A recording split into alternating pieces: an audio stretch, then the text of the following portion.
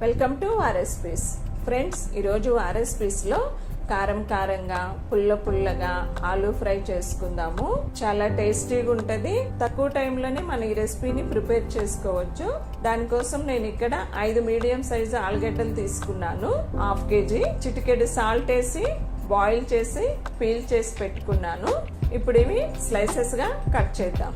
ఇలా కట్ చేయాలి. ఇప్పుడు ఇవి పక్కన పెట్టేద్దాం. స్టవ్ మీద ఒక కడాయి పెట్టి 2 స్పూన్స్ ఆయిల్ హీట్ అయిన తర్వాత 1 స్పూన్ జీరా, 5-6 వెల్లుల్లి రెబ్బలు సన్నగా తరిగినవి, చిన్న అల్లం ముక్క సన్నగా తరిగి యాడ్ చేస్తున్నాను.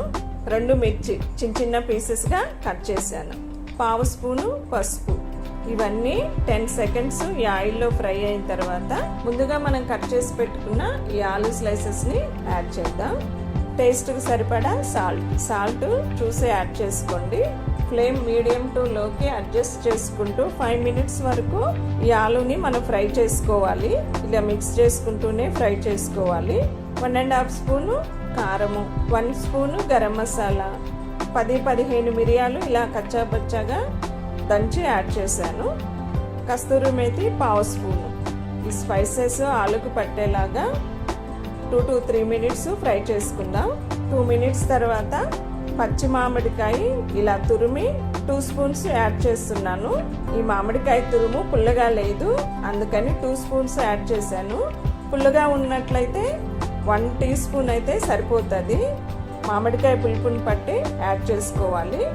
మామిడికాయ తురుము వేసిన తర్వాత ఎక్కువసేపు ఫ్రై చేయొద్దు. మామిడికాయ తురుము ఆలూ పీసెస్ పట్టేలాగా ఫ్రై చేసుకుంటే సరిపోతుంది. 1 మినిట్ వరకు ఫ్రై చేస్తే సరిపోతుంది. కొంచెం కొత్తిమీర చల్లి స్టవ్ ఆఫ్ చేద్దాం. సింపుల్ గా టేస్టీగా ఆలూ ఫ్రై మనకి ప్రిపేర్ అయ్యింది. ఈ ఆలూ ఫ్రై రైస్ లోకి, రోటీలోకి, చపాతీలోకి తీసుకోవచ్చు. మీరు ట్రై చేయండి. ఎలా వచ్చిందో కామెంట్ చేయండి. పక్కనే ఉన్న బెల్ ఐకాన్ని క్లిక్ చేయండి.